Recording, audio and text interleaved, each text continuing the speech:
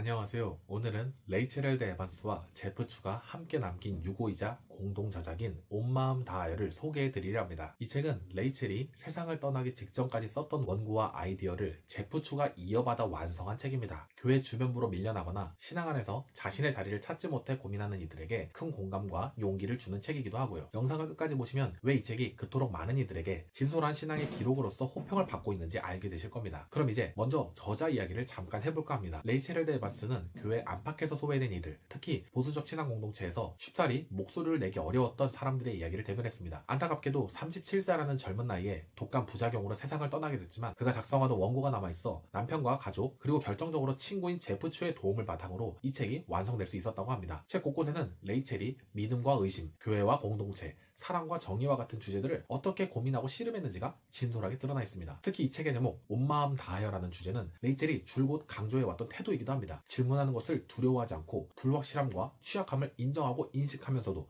끝끝내 사랑하고 신앙을 붙드는 모습이 일관되게 나타납니다. 그러니까 이 온 마음은 흔히 말하는 열심과 헌신으로서의 온 마음이기보다는 불확실함과 취약함을 끌어안으며 앞으로 나아가는 용기에 가까운 것입니다. 초반부에 그녀의 부모님에 관한 언급이 나오기도 하는데요. 그들은 보수적이면서도 열린 태도를 갖고 있는 사람들이었습니다. 그들의 지지를 바탕으로 레이첼은 믿음 안에서 의문을 품을 수 있는 태도를 가질 수 있었고 그 의문이 자신의 믿음을 더욱 깊게 만들어감을 경험하게 된 것입니다. 반면 저자는 자신이 몸담았던 신앙 문화가 가령 질문하지 말라, 의심하지 말라, 너 자신을 억누르고 너무 많이 느끼지도 말라 라는 식으로 사람을 반쪽짜리로 만들어 왔다고 고백합니다. 그리고 이런 식으로 통제당하는 신앙으로 과연 온 마음이 될 수 있을지 거침없는 물음을 꺼내들기도 하는 것이죠. 이쯤에서 책을 읽으며 마음에 스며든 대목을 몇 가지 소개해드리면요. 먼저 불확실함은 믿음의 반대가 아니라 오히려 믿음의 일부다는 대목입니다. 책 속에서 레이첼은 모르겠다고 말할 줄 아는 것이 진정한 믿음의 용기라고 합니다. 확실성만을 맹신하는 태도는 거대한 요새를 쌓는 것처럼 비유되는데 이는 곧 그 견고한 요새로 자신을 그 안에 가둬버리는 일이 된다는 거죠. 한편 의심과 의문이야말로 하나님을 더욱 깊이 알아가는 과정이 되는 것입니다. 질문하면 안 된다고 생각하는 것이 어떤 면에서는 용기 부족이 되고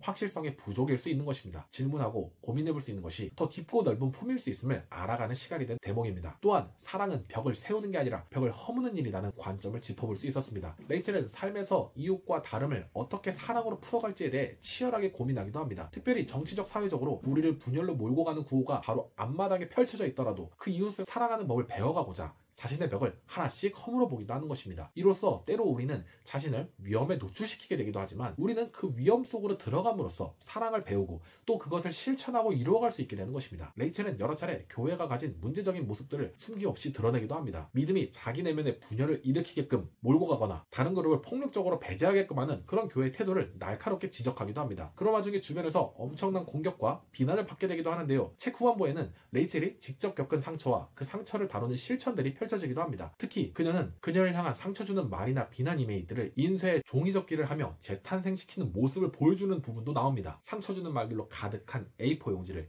이리저리 접어서 전혀 다른 학이나 백조, 배처럼 만들어버리는 겁니다. 그런데 이 행위를 그녀는 마치 기도와 실천이 합해진 그런 사순절 작업처럼 여겼다는 게 참 충격적이고 독특한 해법으로 제게 다가왔습니다. 폭력을 평화로 바꾸는 연습으로 보이기도 했고요. 이렇듯 독서를 창조적인 예술로 변환하는 이 과정이 상처를 정면으로 대면하고 이를 극복해 나가는 의지를 보여주는 인상적인 사례로 보였습니다. 결국 모두가 함께 이 세상을 다시 만들어가야 한다. 상처도 치유도 용서도 창조도 함께하는 것이다. 그런 말들을 보면서 레이첼이 말하는 교회의 정신, 하나님의 사랑이라는 개념들이 정말로 살아있는 신앙의 실체로서 제게 다가오기도 했습니다. 그리고 솔직하게 말하면 사실 이 책은 중반부 정도까지 상당히 긴장감 있게 휘몰아치듯이 진행되다가 중후반부에 이르면 살짝 호흡이 느슨해진다는 인상이 들기도 합니다. 아마도 레이첼의 빈자리가 조금 큰 부분이어서 제프 추가 애를 많이 먹은 부분이 아닐까 싶기도 했습니다. 그럼에도 마지막쯤에 등장하는 그 종이접기 에피소드나 안식은 하나님의 일에 참여하는 곳으로서 일이라는 방향에 앞서 존재를 위한 곳으로 먼저 있다는 그런 인사이트를 담은 대목을 통해서 꽤 멋진 마무리를 안겨준 책이기도 합니다. 마지막에 김기성 목사님이 레이첼에게 보내는 편지로 한 번 더 책의 핵심 내용을 한국이라는 정황 속에서 감명 깊게 잘 정리해주어 여운이 더 많이 남게 된 책이기도 했고요. 이 책의 구조와 관련해서만 다시 다듬어 정리를 하면 초반부는 레이첼 본인의 독특하고 자유로운 신앙 여정이 압축적이고 폭발적으로 나오고 그리고 후반부로 가면서 살짝 전개상의 속도감이 느려지기도 하지만 그 사이사이마다 하나님께로부터 사랑받은 우리가 정말로 온 마음을 다하여 용기를 갖고 할 수 있는 일들로 무엇이 있을지 곱씹게 만드는 그런 짜임새로 잘 이루어져 있었습니다. 그리고 참고로 미주 뒤를 보면 코너 하나가 더 들어가 있습니다. 누가 쓴 건지 모르겠는데요. 리딩 가이드라는 부록 명하에 강력한 소그룹 질문들이 함께 담겨 있습니다. 14개의 장과 서론, 그리고 마지막 질문이 포함된 총 16개의 장별로 모두 질문이 2개씩 수록되어서 총 32개의 질문이 제공됩니다. 다 좋은데요. 그 중에 하나가 레이첼의 글과 인격을 잘 보여주는 것 같기도 해서 샘플로 읽어드려 봅니다. 레이첼은 당신은 왜 그리스도인입니까? 라는 질문에 그저 모르겠어요. 딱히 아닐 이유도 없으니까요. 라고 답할 수밖에 없을 때가 많다고 인정합니다. 이 책을 읽는 당신도 그리스도인이라면 이 질문에 어떻게 답하시겠습니까? 제가 본문 중에 이 대목을 읽으면서도 참 여러 가지 생각을 하게 됐었거든요. 레이첼의 인격과 글의 그 깨끗한 매력도 잘 담겨져 있는 대목 같았고요. 이런 무겁게 답해야 할 것 같은 질문에 이토록 세상 편하고 담담하면서 어떻게 이렇게 자신이 있을 수가 있는가, 그런 생각이 드는 대목이었습니다. 배움이 있는 질문, 묵상이 있는 적용의 시간으로 연결될 수 있을 것 같습니다. 이제 전체적인 감상평으로 넘어가 보겠습니다. 일단 이 책은 한 호흡에 읽을 수 있을 정도로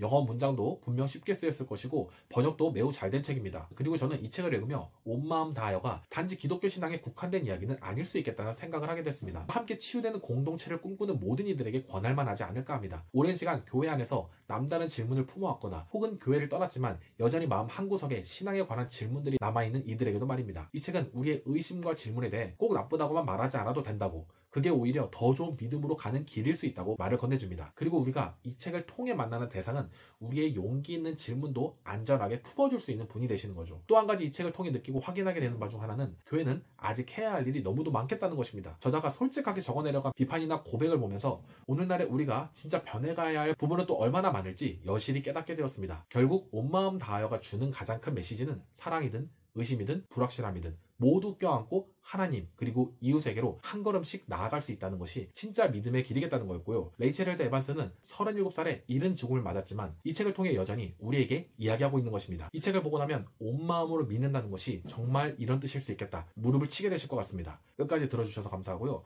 그럼 다음에도 좋은 책으로 다시 찾아뵙도록 하겠습니다. 의심하고 질문하되 결국 사랑으로 나아가는 그 길을 우리 함께 걸어갈 수 있으면 좋겠습니다.